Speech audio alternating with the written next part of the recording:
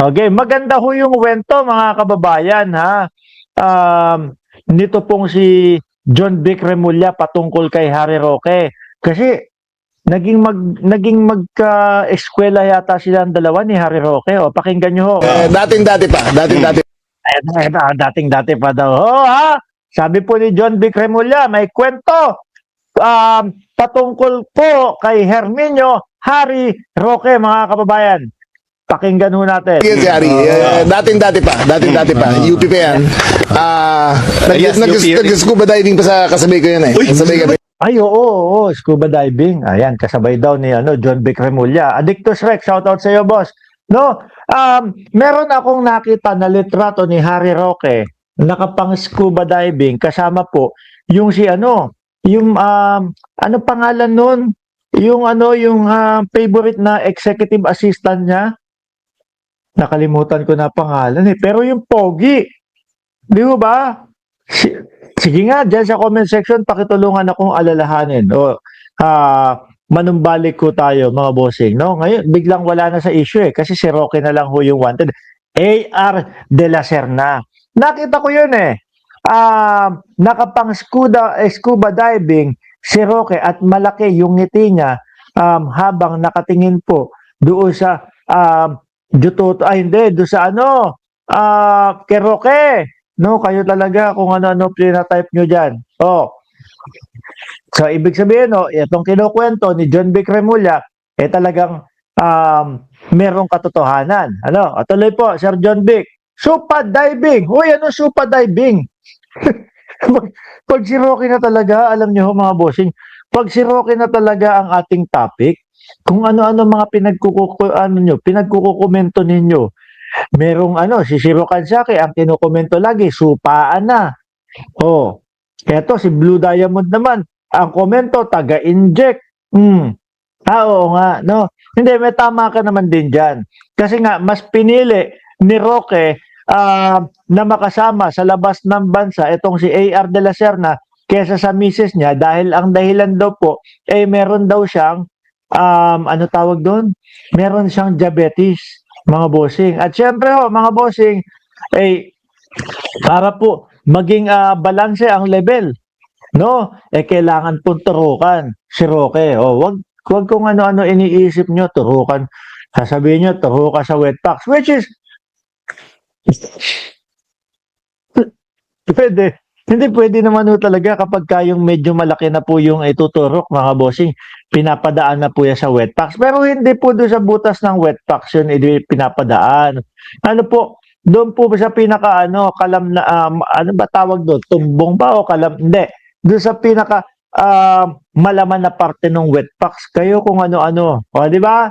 Mas pinili niya yung si A.R. de la Serna. Sa backdoor na yun. Sabi ni Addictus Rex. Ngayon mga bossing, tuloy. Diving talaga. Kasi UP Bisa nga pag-akyat yung ano niya, yung buhok niya pumunta rito. No. Di ba panort na yata si Roque kaya medyo ganun yung yan. Tato! Shoutout sa'yo, Tato! At Neil Deluta. Pagkatapos. Pero, ang ganda na kwento niya sa akin. Okay, Nung college, aktivista yan si Harry. Ayan sabi ni John Vic Remulla, kinwento ho mga kababayan, no, kay John Vic Remulla ni Harry Roque. Matutuwa kayo dito sa wento na to, mga boss. Nung college, bata pa yan, 14 pa lang, first year college na yan sobrang talino. Nag-activista yan. Pinagmumuro niya si Amy Marcos. So, pinaalis siya ng tita niya, pinadala sa amin. Talaga palang nasa dugo na ni Harry Roque ang berde ho, mga kababayan, Talaga pong nasa dugo na ni Roque ang berde, mga boss. Ay, hindi. Wala akong ibig sabihin ibang na berde. No?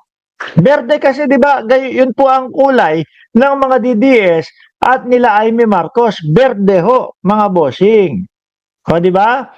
Bata pa lang pala talaga, mga kababayan, tingnan mo, aktivista na. Talagang political na ang lakad po ni Harry Roque. Huwag kong haluan ng berde tong usapan natin. Berde naman talaga ang kulay ng mga DDS. Di ba ganun ang ugali ni dating Pangulong Duterte? Novelin, Manes, hindi. Isipin mo na lang na shout out kita sa sa replay. Oh. Amerika para mag-aral kasi kala papatayin eh. Alam mo, siyempre, that time, nag-aral meron siya mga sa ganyan balita. nag-aral siya sa Illinois. Hindi niya nagustuhan dahil hindi ko alam kung bakit. Lumipat siya sa eskwela sa Michigan. Nako. Illinois, sa Chicago ho. Oh, lumipat, hindi nagustuhan. Siguro walang mga walang mala AR de la Serna na makakatropa ho, mga bossing. Di ba? Walang mga de la Serna na makakatropa. Oh. Sa University of Michigan. Dinala daw siya ng taxi diretso doon sa male dormitory. Pagpasok na raw, nagulat siya. Oo. Kasi lahat ng lalaki doon naglalakad, hubad-hubad.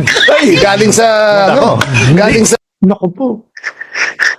Hindi masaya si Roque nun. Ano? Kasi si Roque mahilig po yan.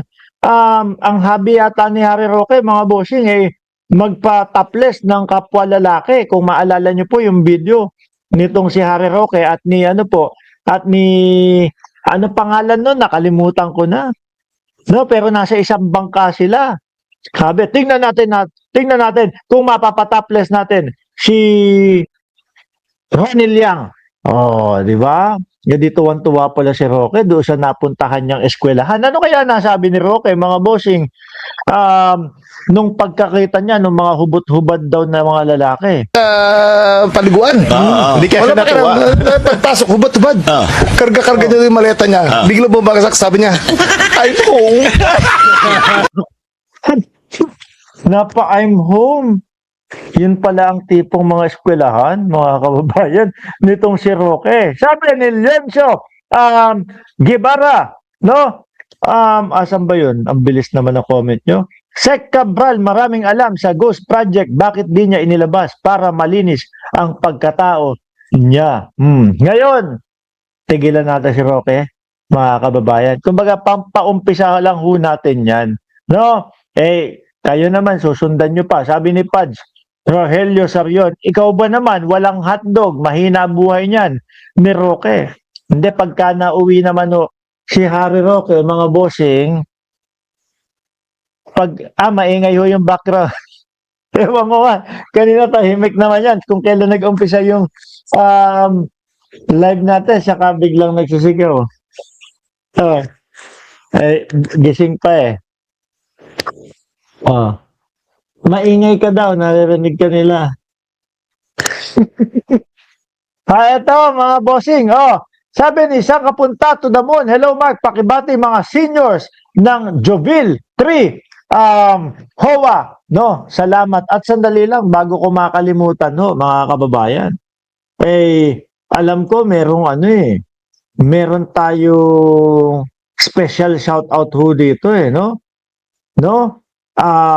Birthday kasi ni Gerald Evans.